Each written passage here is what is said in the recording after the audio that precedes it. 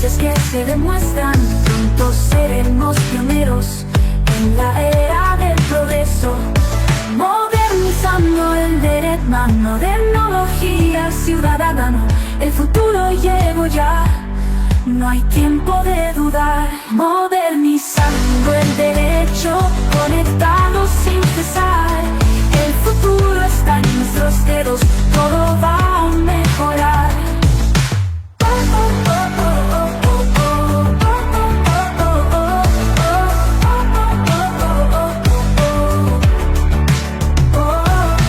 Nuevas voces quiero escuchar, conectados sin cesar. El futuro está en nuestros dedos, todo va a mejorar.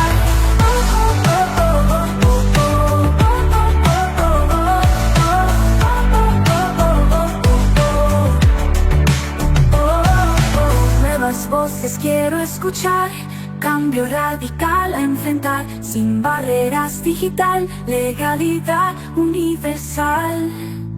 Abogados en la nube, sentencias que se demuestran, pronto seremos pioneros en la era del progreso, modernizando el derecho, conectados sin cesar. El futuro está en nuestros dedos, todo va a mejorar.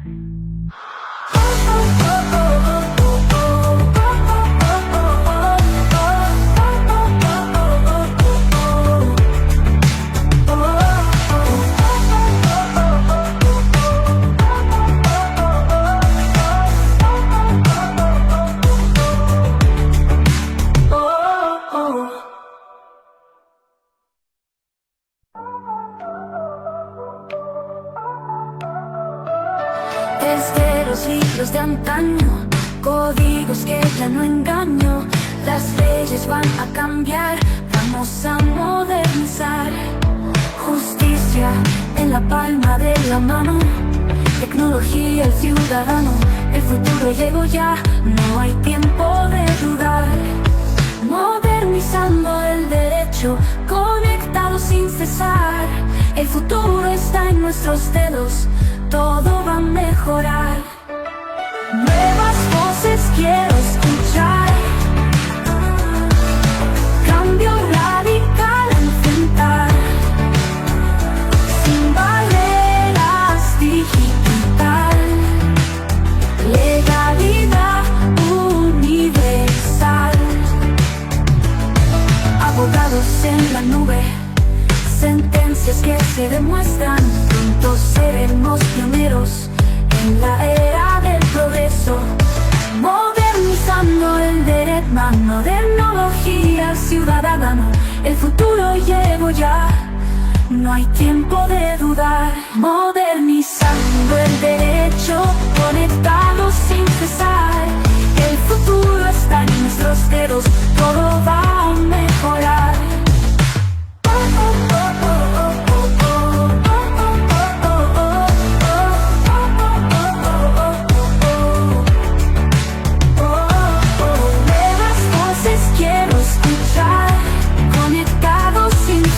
El futuro está en nuestros dedos, todo va a mejorar.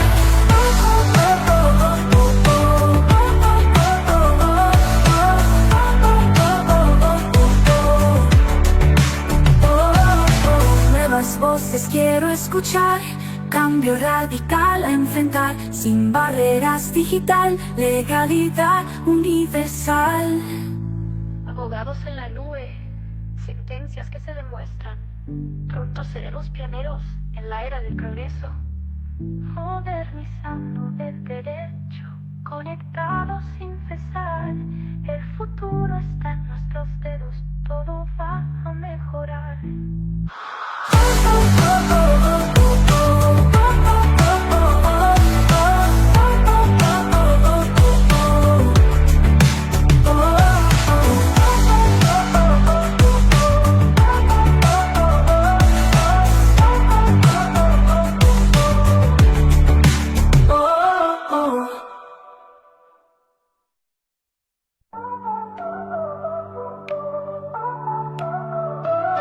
Desde los de antaño, códigos que ya no engaño, las leyes leyes van a cambiar, vamos a modernizar. Justicia en la palma de la mano, tecnología el ciudadano, el futuro llegó ya, no hay tiempo de dudar. Modernizando el derecho, conectado sin cesar, el futuro está en nuestros dedos. La sociedad cada vez exige más del gremio profesional de abogados. Y no es en vano, porque la sociedad va avanzando y va requiriendo, va cambiando. Y es nuestra misión como abogados, como representantes de la justicia, ir a solucionar, a adelantarnos a las situaciones, pero sobre todo a prevenir. Bienvenidos a este nuevo capítulo de Modernizando el Derecho, siempre con ustedes en vivo a través de las plataformas de Conectados TV, a través de www.conectadostv.com, página web, aplicaciones en Android y iOS y por supuesto en Roku TV. Y usted que está allí con nosotros en la cuenta de YouTube también. Recuerden seguirnos en la cuenta de Instagram @modernizando el derecho. Hoy de verdad súper emocionada porque tengo de invitados a un par de colegas espectaculares, pero sobre todo el tema que vamos a conversar, porque vienen modificaciones que la legislación está pidiendo, pero sobre todo que la sociedad está necesitando. Tenemos en nuestro estudio a la doctora Natalie Bermúdez y al doctor Fabio Ochoa, quien es el presidente del Centro de Estudio de Derecho Procesal, y la doctora Natalie es la secretaria. Y me estoy enterando hoy que CEDEPRO tiene nada más y nada menos que su buena cantidad de años desde 1997. Formando este semillero de colegas dispuestos a hacer un cambio social, dispuestos a ejercer el derecho como es. Bienvenidos, colegas. Bienvenidos a este espacio y de verdad vamos a conversar un tema de cambios, pero sobre todo las experiencias vividas en el 5º Congreso de Derecho Procesal que se celebró hace poquitico. Vamos a comenzar con el doctor Fabio. Cuéntame cómo nació CEDEPRO. ¿Qué lo motivó a generar este espacio precisamente para el estudio y el crecimiento? Bueno, en el año 94 tuvimos la oportunidad de hacer una especialización en la Universidad Externado de Colombia y participamos en un congreso iberoamericano donde estaba para ese entonces vivo unos grandes procesalistas como Fernando de Villechandía, Jairo Parra Quijano era discípulo de Villechandía y ellos recién habían empezado a formar el Instituto Colombiano de Derecho Procesal y era exitoso. Y en las universidades se vivía ese ambiente de la academia y venían estudiantes de Argentina, de Costa Rica, incluso de España, y se formaban esos debates en el seno de las universidades en torno a temas académicos, como por ejemplo los poderes del juez oficiosos. Entonces, pues todo eso nos contagió a nosotros y veníamos a Venezuela y aquí estaba todo apagado, aquí no había ese interés y aquí las instituciones de algún modo estaban ya superadas, ¿no?, por el resto de Iberoamérica. Entonces dijimos, bueno, vamos a hacer algo parecido, vamos a atrevernos a hacer algo parecido. Y de esa manera pues surgió la idea de crear el Centro de Estudio de Derecho Procesal. A contagiarnos de esas buenas emociones. Correcto. ¿Y cómo ha sido esa experiencia? O sea, durante tantos años, bueno, nosotros sabemos muy bien que hemos tenido dentro del gremio, pues, etapas. ¿Cómo describirías la mejor etapa que ha tenido CEDEPRO en ese semillero, en esa emocionalidad? Bueno, como centro de estudio, la mejor época, podemos decir, fue cuando iba a entrar en vigencia el Código Orgánico Procesal Penal, que estaba formándose los jueces, porque era un cambio de 180 grados. Nosotros presentamos un proyecto a la Universidad Católica y hicimos los contactos a nivel internacional donde ya este sistema procesal estaba funcionando. Y la universidad nos aprobó el proyecto. Y arrancamos el proyecto, hicimos 2 diplomados muy exitosos. Vino gente incluso de Colombia a estudiar aquí, gente de Arauca, gente del centro del país. Y pudimos traer magistrados de las más altas cortes colombianas y profesores de esas universidades prestigiosas y fue un éxito rotundo. Tanto que tuvimos que llevar ese mismo diplomado a Barquisimeto, a Caracas, a Puerto Ordaz y fue una época de florecimiento, ¿no?, de la academia. De estudio, sí, ¿no? Y bueno, posteriormente nace el proyecto de hacer el semillero. Inicialmente nacemos sin la idea del semillero. El semillero es con posterioridad que surge la idea. ¿Y cómo nació esa idea del semillero? ¿Cómo vino esa transformación de pasar a un estudio más formal al semillero y trabajar directamente con los muchachos? Bueno, nosotros pensábamos también, copiándonos de otras experiencias anteriores, como en las universidades como el Externado, la Universidad de los Andes de Bogotá, en tercero y cuarto año se formaban pequeños grupos de estudiantes de investigación y se dedicaban a estudiar un tema específico. Y estudiaban 1 año, 2 años, llegaban a quinto año y nadie en todo el país, nadie manejaba tanto ese tema como esos muchachos. Incluso los magistrados, cuando necesitaban resolver algún punto relacionado con ese tema específico, consultaban con esos grupos de semillero. Tenían una información privilegiada porque se habían dedicado a estudiar ese tema en particular. Y investigarlo, sí, a conocerlo. entonces, a partir de ahí, el Instituto Colombiano de Derecho Procesal incorpora los semilleros. Primero en un plano nacional y después en un plano ya internacional. Entonces, esa idea nosotros tratamos de replicarla aquí en Venezuela. Y ellos, pues, hemos visto al cabo de los años cómo ellos han llegado a ser después los profesores de las universidades, los magistrados de las cortes, y han sido de muy alto nivel, pero se han formado en esos semilleros. Porque han desarrollado la investigación, ¿no? No es simplemente leer o estudiar para el caso, sino realmente especializarse en un área y estudiar e investigar sobre eso. ¿Cómo fue la experiencia, doctora Natalie, ahorita que la estábamos conversando detrás de cámara, para desarrollar el 5º Congreso de Derecho Procesal? Bueno, mire, esto implica una organización también en la que colabora, por supuesto, altamente el semillero. Con el semillero nos apoyamos muchísimo porque esta energía joven, pues de verdad le da un impulso adicional, ¿no? Motiva. Claro que motiva, y el hecho de a ellos motivarlos a la vez sirve para uno como motor para poder. Nosotros hemos venido desarrollando los congresos hace 5 años, este es el 5º congreso. Debemos decir que hemos contado con el apoyo del Instituto Colombiano de Derecho Procesal, de la Universidad Libre de Colombia, con la que tenemos bastante vinculación en razón de estos eventos académicos. Entonces, hemos tenido ya en años anteriores la experiencia de haber traído a algunos profesores de la Universidad Libre. El año pasado una profesora en particular, la doctora Lina Paola Hernández de Pamplona, que amablemente se ofreció porque pareciera increíble, pero estos espacios como que necesitan más difusión incluso, porque cuando comienza esta energía a generarse, se va aglomerando la gente y va queriendo colaborar. Van haciendo sinergia. Vamos haciendo esa sinergia y eso va generando entonces un evento académico bonito, agradable, útil.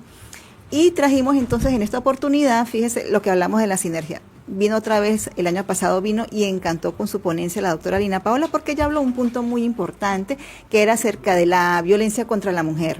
Y nos compartió su experiencia porque ella a su vez es formadora del semillero de investigación en la Universidad de Pamplona como un capítulo del Instituto Colombiano de Derecho Procesal.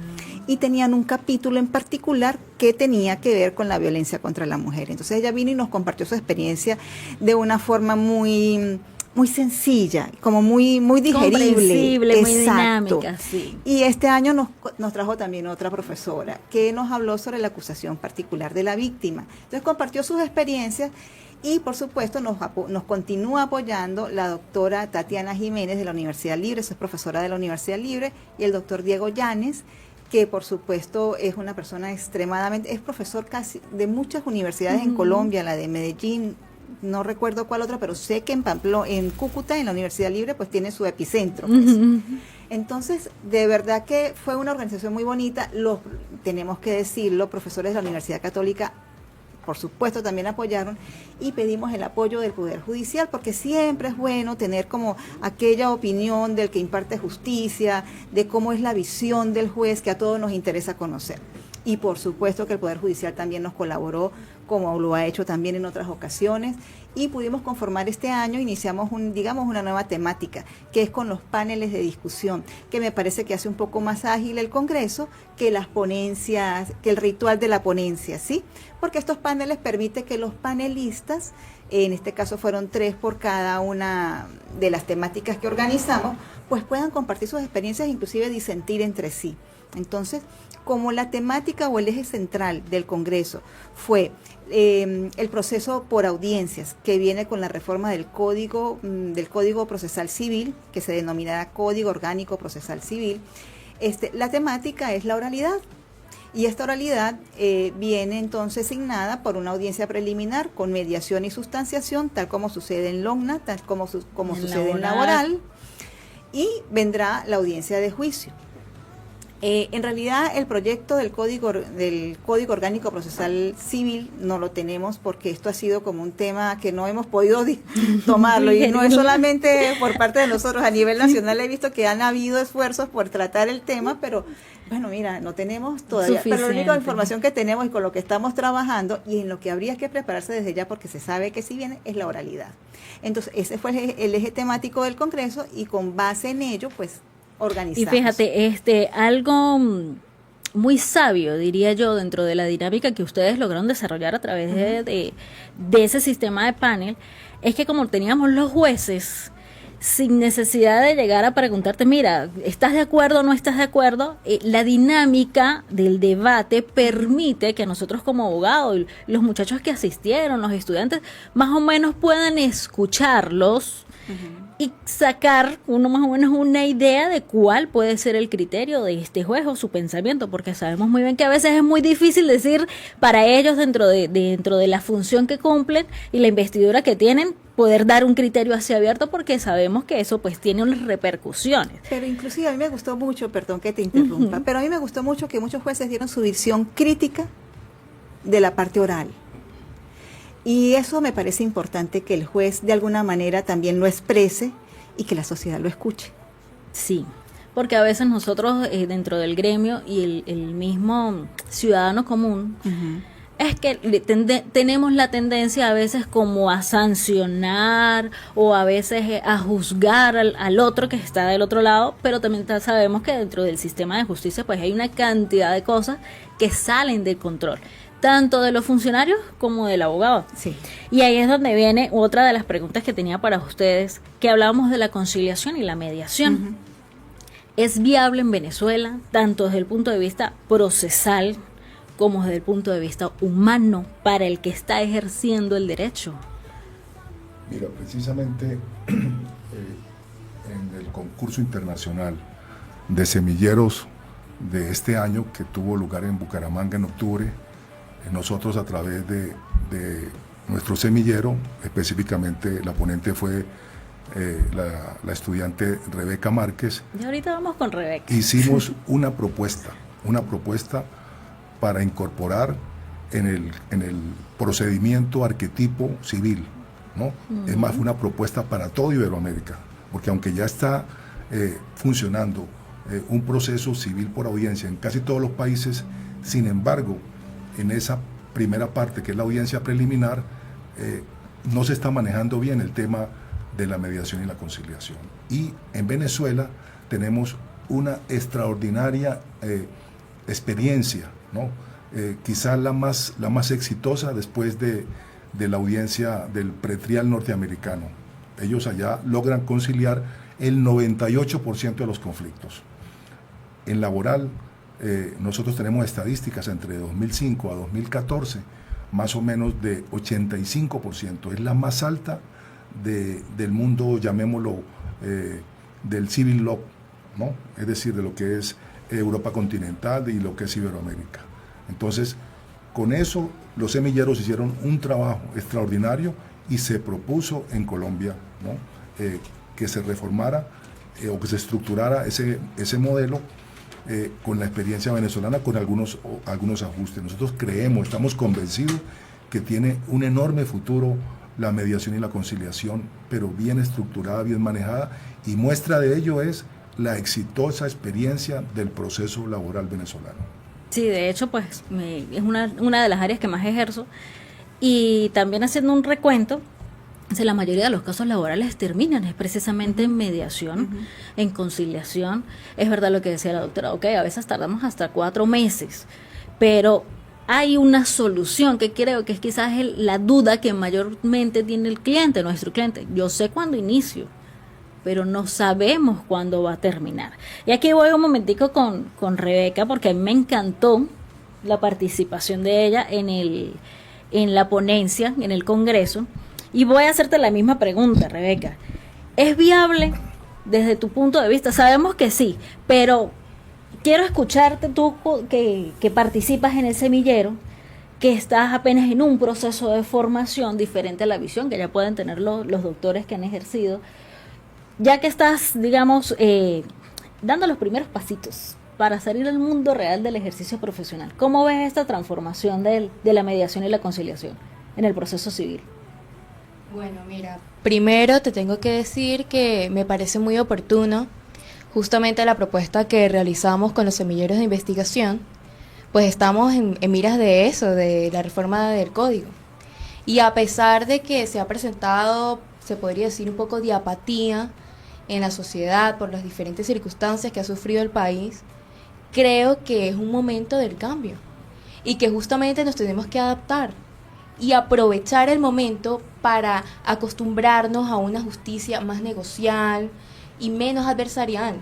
Y este modelo justamente es el propio para eso. Y como lo dijo hace un momento el doctor Fabio, tenemos la experiencia del modelo de la audiencia preliminar del proceso laboral venezolano, que es un éxito que tenemos que publicar en todos lados como un orgullo venezolano, que nosotros tenemos ese índice tan alto como de un 85%. Y en anteriores oportunidades hemos conversado que, bueno, a lo mejor en la materia civil, por la complejidad, no es tan sencillo o tal vez no se alcance ese 85% de éxito. Pero creemos, y bueno, yo tengo la convicción como estudiante y como persona joven de esta sociedad, como tú lo acabas de decir, que verdaderamente podemos alcanzar mejores resultados aplicando estos modelos y negociando más, agarrando una cultura más amigable. Pues, por ejemplo, como dijo el doctor Fabio ahorita, en Estados Unidos un 98% de los casos se concilian. ¿Por qué no entonces apuntar a esa cultura? Bueno, yo creo que sí es. Que es totalmente posible. Viable. ¿Cuál sería la limitante más fuerte a superar para poder implementar este sistema de audiencias, de la oralidad, de la mediación y la conciliación en el proceso civil? Mire, a mi juicio quizás lo más difícil es romper los sesgos que tienen muchas personas y muchos abogados en particular. El sesgo de que mientras yo más alego y mientras yo más discuto y más peleo, soy mejor abogado, ¿sí? Si yo llego y me ofusco en la audiencia y entonces yo como que lo desempeño mejor. Y eso es un viejo esquema que está mandado a recoger. O sea, pienso yo que la efectividad del abogado no está en cuánto se ofusca en la audiencia. La efectividad del abogado está en que realmente usted en poco tiempo logre el objetivo. Y para eso la formación. Yo diría que la limitante más grande está en la ausencia de formación en materia de mediación. Fíjese usted que en las universidades en realidad no nos enseñan a mediar, ni a conciliar. Y eso sería lo básico y fundamental, porque es que lo que nosotros vamos a resolver son conflictos. No tiene sentido que el abogado se esmere en extender el conflicto y en agotar digamos, la emocionalidad del cliente y sus recursos económicos. Porque un proceso largo, en realidad la gente termina lamentablemente teniendo que conciliar de cualquier manera, porque se acaba la paciencia, se acaba la salud y se acaba el dinero. Entonces eso, yo digo, esa es la limitante a la cual tenemos que tender a modificar.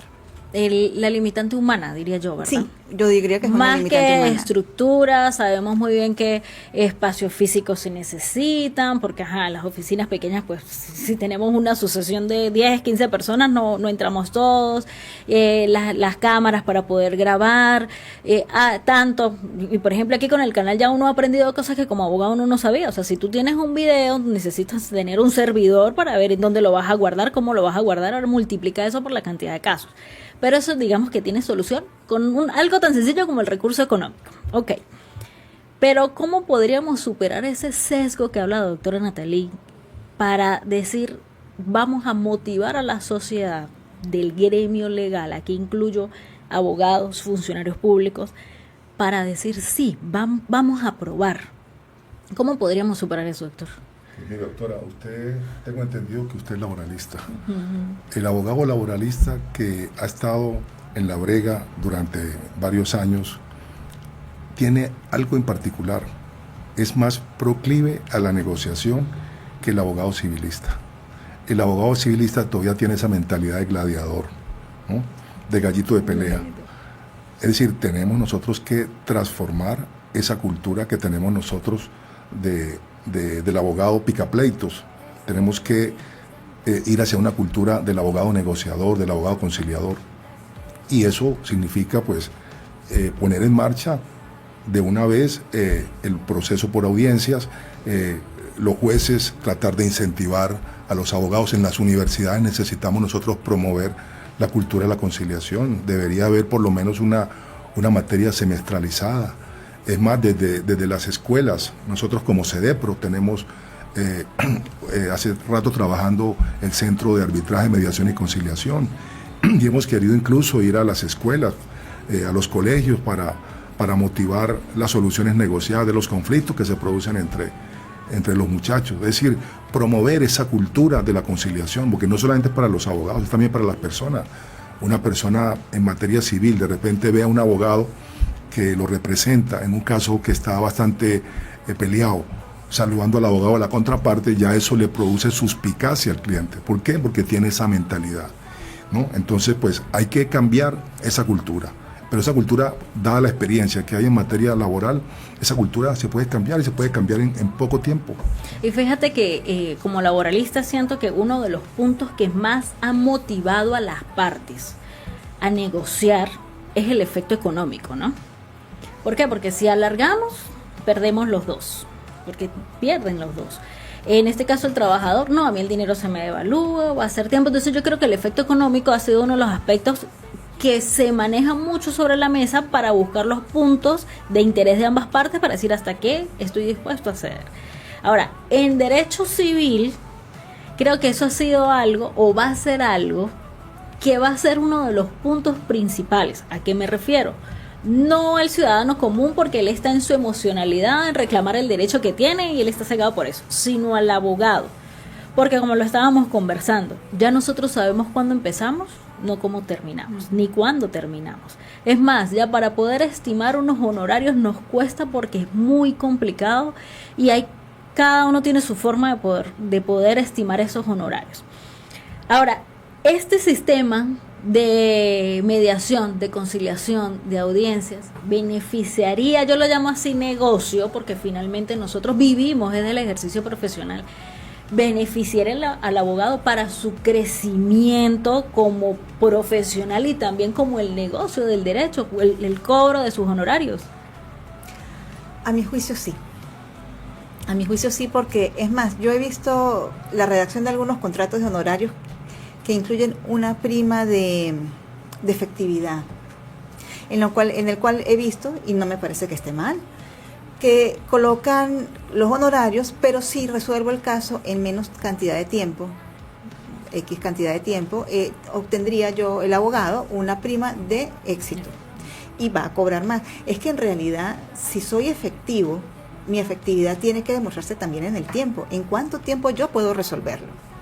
Entonces yo pienso que esto es más atractivo económicamente para el abogado, poder resolver en menor tiempo, además que va pasando, o sea, ¿cuánto tiempo puedes tú tardar en resolver un juicio hoy en día en la parte civil? ¿Y cuánto tiempo te quita?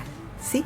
Porque también no puedes abarcar tantos casos como quisieras, porque la responsabilidad exige una atención, ¿sí? Pero si yo esto lo resuelvo rápidamente, no podría tomar otra causa y otra causa de manera más continua y que me genere más recursos que estar casi que patinando en un proceso por 5 años.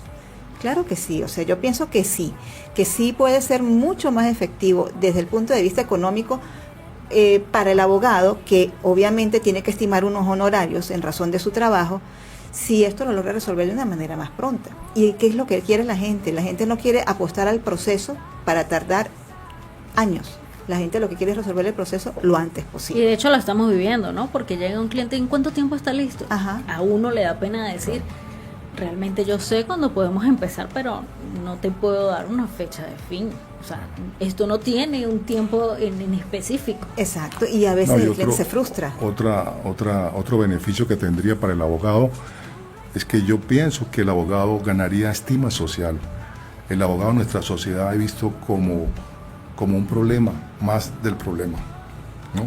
Entonces el abogado negociador, el abogado que aporta soluciones, es un abogado que aporta a la sociedad para resolver los conflictos con más prontitud, y eso pues desembaraza a la sociedad de tanto conflicto. Entonces el abogado, como por ejemplo en los Estados Unidos, el profesional que mejor remunerado y quizá mejor visto en los Estados Unidos es el mismo abogado, porque es un abogado que en realidad resuelve y gana bien, gana bien precisamente por eso. Entonces yo pienso que también cambiaría un poco el concepto que hay en la estima social con respecto a nosotros los abogados. Sí, porque ya nos catalogan, no metas abogados porque eso va a ser un problema. Exacto. Seguro. Entonces, fíjense, nosotros desde Ser20 trabajamos mucho lo que es el concepto de derecho preventivo. Es que el derecho naturalmente debería ser así, es como la medicina. La naturaleza es que sea preventiva, no ya cuando el problema está en que o es muy difícil, o es imposible, o sencillamente va a ser muy costoso. Y aquí en Venezuela estos tres elementos de verdad pesan, tanto para el abogado como para el cliente. Entonces nosotros estamos desarrollando campañas del derecho preventivo porque identificamos de que efectivamente si la persona contrata al abogado para que lo asesore antes de negociar, para que redacte un contrato bien desde un principio, que si hay que llevarlo a un proceso en una mediación, a veces hasta explicándole a la gente las cláusulas, porque hasta en esas circunstancias la gente empieza conflictos, pero realmente por la emocionalidad y ni siquiera por la parte legal, y se cegan. Entonces es donde empiezan estos procesos, que estos espacios de mediación y conciliación pues hacen en ocasiones entender a la gente, que pasa mucho en derecho laboral, ¿no? Cuando estamos en los procesos en inspectoría, pues en esa mesa se le explican cosas a los trabajadores que realmente ellos tenían un concepto, o se le explica al patrono, y nivelamos y se evita muchísimo esta circunstancia. Pero fíjese que llama la atención. En el Congreso precisamente yo reflexioné sobre eso. Yo estuve en un panel y le pregunté a los jueces, ahí había un juez laboral que fue juez superior y tiene mucha experiencia, si ellos tenían formación en técnicas de negociación, y me dijeron que no. Y usted sabe muy bien que hay unas técnicas muy exitosas de la escuela de Harvard, ¿no? Con la cual incluso se han resuelto conflictos hasta armados en el continente y en el Oriente Medio. Y sin el manejo de esa técnica, ellos han logrado alcanzar los resultados que muestran las estadísticas. Entonces, imaginémonos nosotros formados en esas técnicas, es decir, los jueces, los abogados, es decir, pudiesen lograrse resultados extraordinarios. Porque en el derecho laboral la práctica les exigió eso. La práctica les fue exigiendo eso que hablaba la doctora Ana, que es mucha emocionalidad. Y quizás el abogado civilista se ha distanciado mucho de esa emocionalidad propia tanto del cliente como de los casos, sino siempre lo he visto así, hay mucha estructura. Y esa estructura separa muchas veces la parte emocional y comprender exactamente qué es lo que están pidiendo las partes, porque como lo dije hace un momento, a veces no es ni siquiera el derecho propiamente, sino, lo hablaban en el Congreso, un disculpe, yo quería era escuchar eso. Sí. Y entonces en el laboral eso lo ha exigido, y creo que esa va a ser la limitante mayor para los civilistas. Lo decían los muchachos, aquellos abogados de que han venido con una formación y una costumbre, pero ya estamos en un proceso de transformación. Es más, yo creo que aquel abogado que quiera vivir del ejercicio profesional, si no aprende a mediar y a cortar estos lapsos, de verdad es muy difícil mantenerse en el tiempo viviendo exclusivamente del derecho. Claro. Ahora, voy con los chicos. ¿Ustedes cómo se visualizan? Yo estaba para Gabriel, que lo veo por allá, y lo vi muy activo el día del Congreso. ¿Cómo se visualizan ya iniciando el ejercicio profesional? Sabiendo que viene un proceso de transformación en el código que no sabemos cuándo se va a implementar. Van a quizás ellos a empezar ya a ejercer con el proceso actual, sí, pero ya con visión o con la expectativa de la transformación. Afortunadamente, nosotros hemos tenido una ventaja, y es que hemos contado con poder percibir de manera más sencilla y deslastrados de los viejos estereotipos de antaño cómo la realidad ha sido afectada por esta necesidad que parece intrínseca de algunos profesionales, jueces y profesores de enraizarse a este tipo de ideas que han impedido el progreso social. Digamos, como bien lo mencionaba el profesor Fabio, el juicio, antes de ser visto como la búsqueda de la justicia para la realización de los intereses que son legítimos de parte de las personas, se ha visto como una batalla en la cual cada uno blande su espada e intentan medir egos, de tal manera que el abogado más efectivo es aquel que es mejor, pero no solamente en el sentido de una objetividad material, sino aquel que cuenta con una dialéctica y unas armas que puedan arrinconar más fácil a la contraparte. De hecho, la negociación a priori muchas veces, y usted lo debe entender, se ve como una cuestión de posiciones. Negociamos porque tú estás en una situación de inferioridad en la cual te hemos ubicado por medio de los hechos fácticos, pero también por medio de la argumentación dialéctica que se ha manejado en la discusión. Ahora, lo que nosotros proponemos es dejar de ver el escenario dantesco, inclusive lúgubre, en el que está inmerso el mundo del derecho, para pasar a verlo de una manera que no tiende hacia el amistoso de Barney y todos somos amigos, pero sí tiende a un objetivo o una teleología en la cual buscamos soluciones, y buscamos soluciones que tengan la menor cantidad de repercusiones. Es decir, ¿qué tal si les podemos decir a las personas, podemos solucionar tu problema sin que tú quedes como enemigo de tu contraparte? Podemos solucionar tu problema sin necesidad de que los abogados sigamos teniendo la imagen de ser la desgracia social. De hecho, y lo traigo a colación, yo tengo un familiar con el que estuve conversando hace algunos días, al cual soy muy cercano como familiar. Sin embargo, ese familiar detesta a los abogados. Y citó una frase como diciéndome, yo creo en cualquier cosa menos en abogados. O sea, prefiero creer en un astrólogo, en un profeta, en cualquier cosa, pero en un abogado no. Pero el abogado no. Claro, porque son mentirosos, son manipuladores, son corruptos, son proclives a todos los tipos de mañas que pueda tener un ser humano. Y no podemos escatimar en concederle cierta parte de la razón, porque ciertamente nuestra visibilidad social permite que salgan a la luz ese tipo de cosas. No, ya va, disculpa que te interrumpa. También hay una realidad, ¿no? Que también dentro del gremio, pues no todos tampoco ejercen con la moral, las buenas costumbres, la honestidad. Y pues esas malas experiencias que algunas personas han tenido, pues hacen que cataloguen a todos así, ¿no? Sí, yo le decía a esta tía porque precisamente ella es religiosa y yo le decía, a ver, es como el prejuicio social de todos los pastores son ladrones, todos los sacerdotes son abusadores. No es cierto. Lo que pasa es que, a ver, el morbo social permite visibilizar mejor esta imagen y proyectarla como la generalidad, ¿no? Pero veía en la universidad, recuerdo hace poco tiempo, teníamos la cátedra de Derecho Procesal y en el temario aparecía conciliación, métodos alternativos de resolución de conflictos. Y cuando fuimos a ver esa clase, y ellos no me dejarán mentir porque seguramente les pasó recién, el profesor titular de la cátedra nos dijo, este tema lo vamos a obviar por 3 motivos. El primero no es importante, el segundo no sirve para nada, y el tercero no es propio de la naturaleza jurídica de nuestro sistema. En el momento no hice reparo sobre ello porque era una materia menos para el temario del examen, ¿no? Había menos no hice que ningún estudiar. reparo, por supuesto. Pero en la medida de exponerme a todo este tipo de tendencias y corrientes, fue inevitable decir, claro, ya entiendo, porque mi profesor de la universidad dice esto no es importante, mi tía dice los abogados somos unos de alcantarilla. Y es que precisamente ahí está la conexión. Y lo que queremos ir, además de la oralidad y todos los demás aspectos que ya se han expuesto, es a la necesidad, por cierto, inevitable, de que el derecho cambie, de que el derecho se transforme, porque tenemos una cultura bélica, conflictiva. De hecho, la sociedad se fundamenta en esa necesidad de cada uno validarse y tener ese poder. De tal manera que, bueno, lo que yo diría es que este acceso, para aterrizar la pregunta, a estas perspectivas de una manera deslastrada de los estereotipos que naturalmente son propios de nuestra profesión, nos permite ver las cosas de una manera distinta y abrir caminos de maneras distintas. Quien tiene visión nueva, quien está libre de los prejuicios y los estereotipos, tiene la capacidad de ver cosas que los demás no ven. Alguien con una venda ve distinto a quien ve con claridad.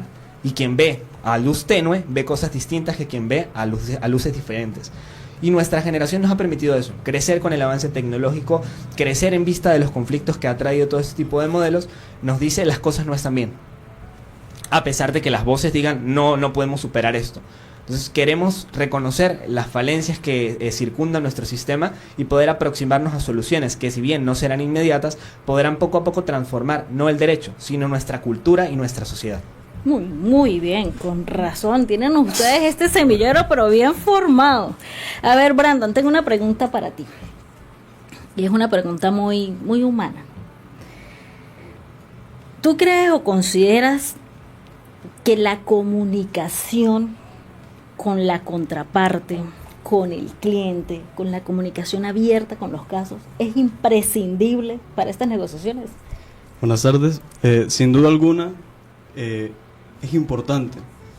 Fíjense que hay una frase que dice que a menudo la solución de los conflictos está en las palabras no dichas. Entonces, es necesario siempre que cuando existan ese tipo de conflictos, podamos comunicarnos. Lo que hablábamos hace un momento de la solución de conflictos, no necesariamente llegar hasta el final del proceso, de ese juicio, sino que podamos conciliar. Eso indudablemente es importante. Y algo de lo que hablábamos ahorita que quiero en este momento decir, es que el derecho siempre tiene que ir a la par con la sociedad. Y me llamaba mucho la atención allí, modernizando el derecho. Sin duda alguna vamos evolucionando. La sociedad va evolucionando. Hay conflictos sociales, porque indudablemente los hay. Pero nosotros, que hemos sido llamados para resolver esos conflictos, debemos buscar la forma más fácil. Que haya celeridad y que haya eficacia en lo que nosotros como abogados podamos desarrollar. Bueno, nosotros que somos estudiantes y ustedes pues que ya son abogados, hacen.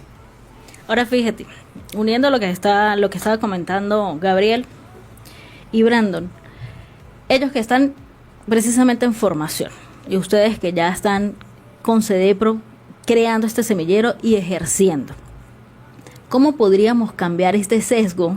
Porque estamos hablando de un semillero que están haciendo, está en un proceso de formación, que sabe y su naturaleza joven dice, no, yo no quiero estar peleando, porque me imagino que ustedes no se visualizan en procesos de 18 años. Ellos no son de la generación de que es que yo arranco un proceso y yo no voy a cobrar un honorario, quién sabe hasta cuándo. Están viviendo el proceso actual de sé cuándo empiezo, no cuándo termino, pero con la visión de esta mediación.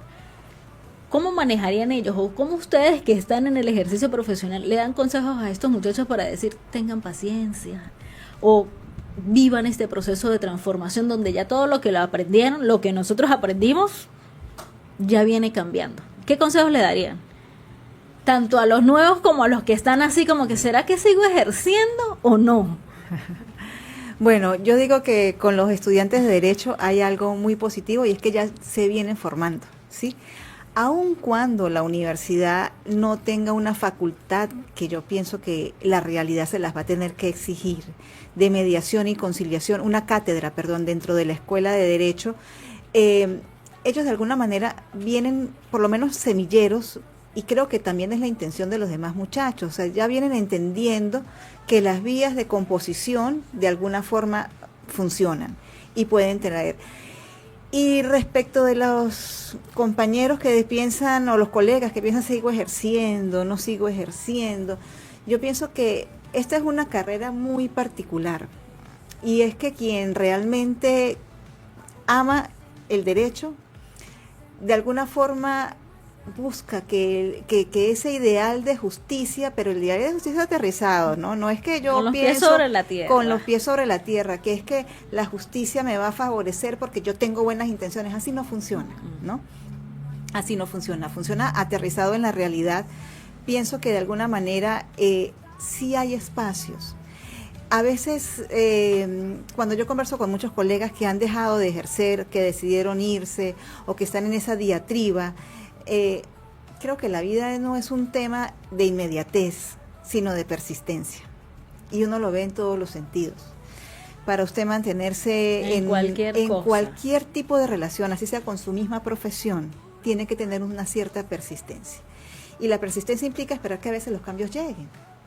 De alguna manera también contribuir a formarse.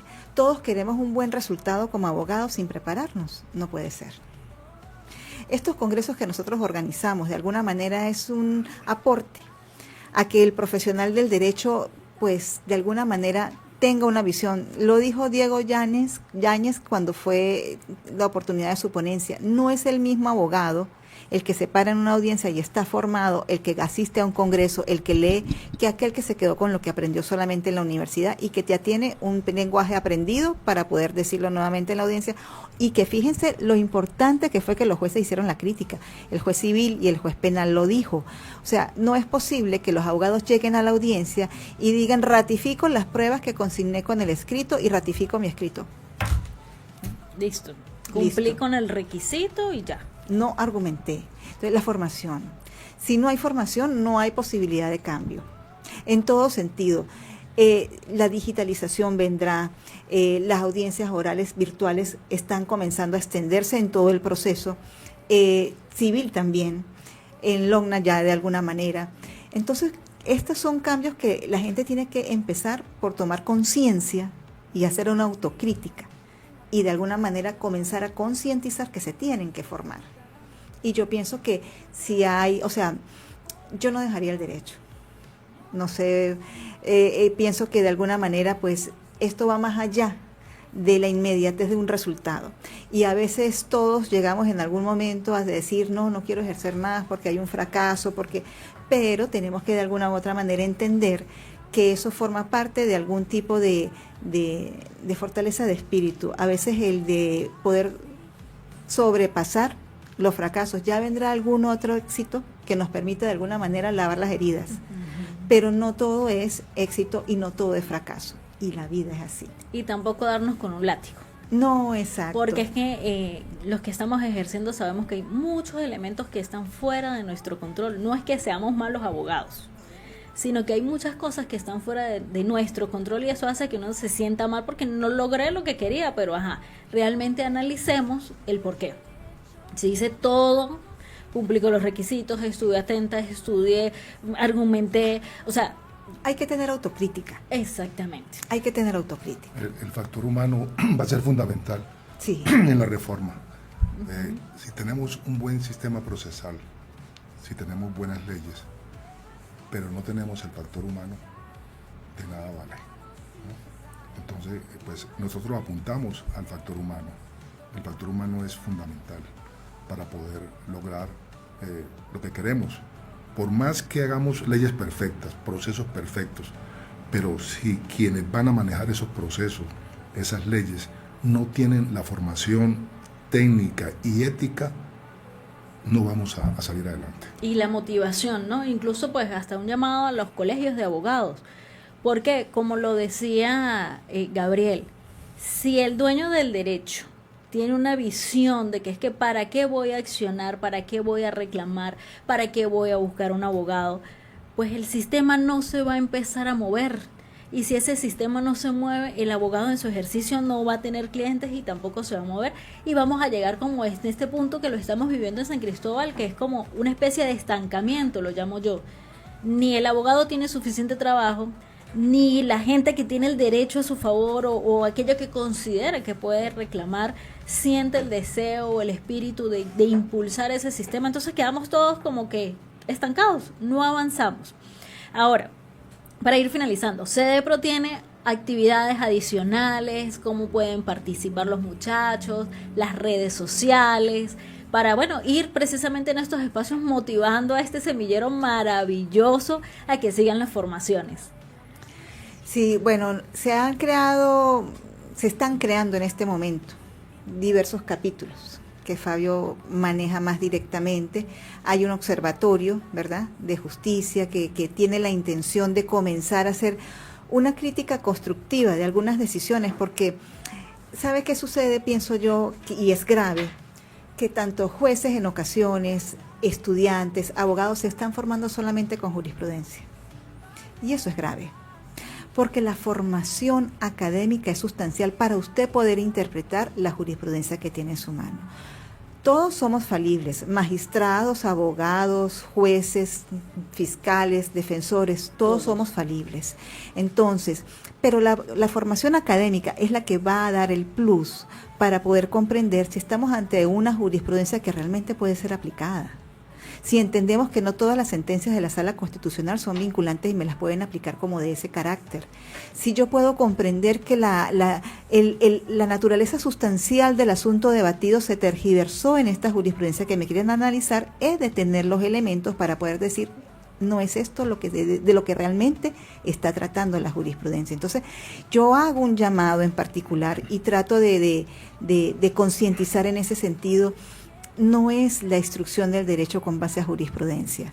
La jurisprudencia es un referente, por supuesto, claro que sí. De hecho, el Código Civil le dice a los jueces que procuren no apartarse de la jurisprudencia, pero analicémosla y estudiémosla y sepamos argumentar. Y para eso hay que tener formación.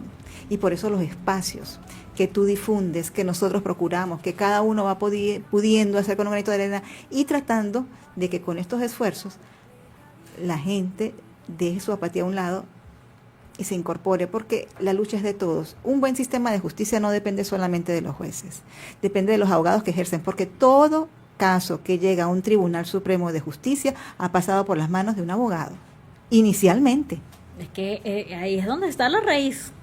Exacto. El deber ser es que la persona que sienta esa necesidad de, lo primero que debe acudir es a un abogado. Él es la base. Ese enfoque permitirá un buen o un mal resultado. Y nosotros somos la base de todo este movimiento. Ahora, ¿a través de qué redes sociales se pueden comunicar con ustedes, los estudiantes o aquellos profesionales? Porque me imagino que ustedes también están abiertos a apoyar claro a profesionales en ejercicio. Pues mira, con respecto a la pregunta que le hacías anteriormente, nosotros tenemos un fondo editorial. CEDEPRO tiene un fondo editorial, hemos publicado ya 4 libros, tenemos un taller de jurisprudencia en el cual participan jueces, estudiantes, abogados. Tenemos el semillero, del cual el coordinador es Gabriel. Gabriel es el que planifica todo lo del semillero, cuándo vamos a participar, quiénes van a participar, etc. Y tenemos el observatorio. ¿Cómo pueden formar parte de CEDEPRO? Formalmente, a través de un trabajo que tenga mérito, un trabajo en materia procesal, no es muy exigente, o en todo caso, pues, que se conozca que esa persona le gusta la academia, es una persona que tiene responsabilidad, que tiene ética, y se acerca y participa con nosotros en nuestras actividades. Eso es lo que nosotros tenemos. Y con las redes... Sí, tenemos @cedepro.sancristóbal en Instagram. De momento no manejamos página web, porque en realidad este es un esfuerzo principalmente de abogados que ejercemos. El tiempo es limitado. Sí. Los muchachos nos están apoyando mucho ahora con esto, pero de momento solamente tenemos ese espacio. Allí están los teléfonos. Hay un teléfono 0414-740-4157 que está asociado a una cuenta de CEDEPRO. Allí nos pueden escribir, incluso en congresos anteriores varios abogados del interior del país nos han escrito para poder participar en una ponencia. No descartamos esa posibilidad, por supuesto que sí, siempre y cuando la envíen y la podamos analizar y sepamos de qué va a tratar el tema, porque a veces las personas quieren escribir, pero de lo que ya han redactado, y de repente el eje temático del congreso es otro. Entonces, claro que sí, eso se puede hacer. Y de momento nosotros tenemos la actividad puntual, los congresos, en el mes de noviembre de cada año. Y hemos estado conversando de la necesidad de extender un poco más estos puntos de encuentro. Entonces, bueno, ya utilizaremos tu plataforma, si nos lo permites, para poder difundir. Por supuesto, las puertas de Conectados están abiertas. Una cosa muy importante, nosotros, que algunos nos han preguntado, no tenemos financiamiento de nadie. Así. CEDEPRO no busca con ninguna actividad recursos económicos para nosotros, ¿no? En este congreso los recursos económicos fueron para cubrir los gastos, y cualquier excedente que quedara era para los muchachos poder trasladarse a su congreso, a su concurso internacional. No tenemos tutelaje de nadie, no tenemos ninguna ideología política, religiosa, cada quien piensa como quiera. Solo académico. Solo académico es lo que nos une, lo académico. Cada quien puede pensar como quiera, tener su filosofía, su religión, etcétera. Entonces, eso nos ha permitido también la permanencia en el tiempo. Sí, para no crear esos sesgos que tanto uno a veces limita o juzga. Y bueno, y es un buen detalle. Por favor, colegas, estudiantes, cada vez que CEDEPRO promueve una actividad, participen. Porque primero estamos apoyando a profesionales dentro del gremio que son expertos dentro del área y crean los espacios para que nosotros podamos desarrollar academia. Segundo, también es de reconocer y de felicitar, porque en la situación actual en la que nos encontramos no es fácil y los felicito, llevar a cabo un evento en donde sabemos muy bien que dentro del gremio, como lo estamos diciendo, hay una apatía, hay un estancamiento, más sin embargo participaron y que ustedes hayan logrado la participación de ponentes de Colombia, que vengan hasta acá. O sea, hay todo un proceso de logística exigente y ustedes lo lograron. Entonces, mi llamado es para los estudiantes, para los abogados, a participar, y realmente el costo del congreso era muy accesible. Incluso yo se los voy a compartir. Yo quedé también sorprendida porque yo dije, wow, o sea, la cantidad y la calidad de ponentes que se presentaron. 2 días dispuestos, en un área cómoda, por el precio que ustedes establecen. Yo les dije que de verdad, quien no quiere estudiar ahorita es porque no quiere. Pero nosotros desde este espacio, desde Modernizando el Derecho, cuenten con nuestro apoyo, doctora, doctor, muchachos, cuando necesiten promocionar, que haya algún tema en específico, porque sé que por aquí también viene otra cuestión con la justicia de paz y eso también son cosas que la sociedad tiene que aprender, y nosotros pues queremos precisamente enseñarles. Estos micrófonos están abiertos para ustedes, para promocionar, para participar, para traer también a otros colegas, y yo sé que en algún momento vamos también a poder desarrollar este debate como lo hicieron en el Congreso, pero ya a través de las plataformas de Conectados TV. Gracias a ustedes por estar con nosotros todos los martes y los jueves a las 5 de la tarde por las plataformas de Conectados TV, y por supuesto muchísimas gracias a nuestro aliado comercial Servinta en Línea. Pueden seguirlos en su página web servintaenlinea.com y en la cuenta de Instagram Servinta en Línea. Nos vemos el próximo jueves con un tema. Muchísimas gracias, doctor, doctora, muchachos. Estos micrófonos siempre abiertos para ustedes, y nos veremos el próximo jueves a las 5 de la tarde con un tema especialísimo, porque vamos a hablar sobre condominios. Oh, oh.